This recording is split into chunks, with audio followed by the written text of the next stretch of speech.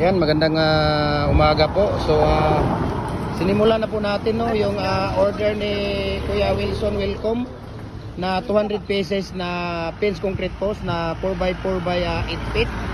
So ito po yung special order na yan. So makikita nyo special order po niya ito. Yung mating na ipalagay lang niya na pang ano, yung lagayan ng barbed wire ay ano lang 5.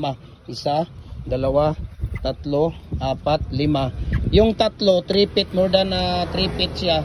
1, 2, 3, yun ang pangbaon niya, no? Ibabaon niya 3 feet. Mahaba ang ibabaon niya dahil doon sa farm niya.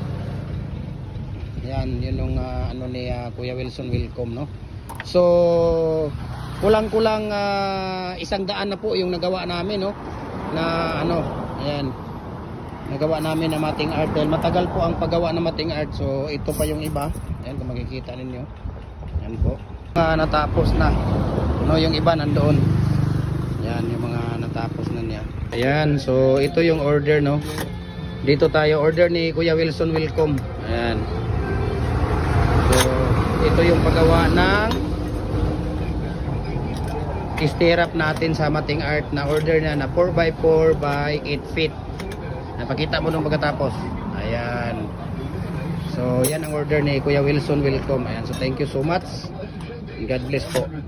Ayan.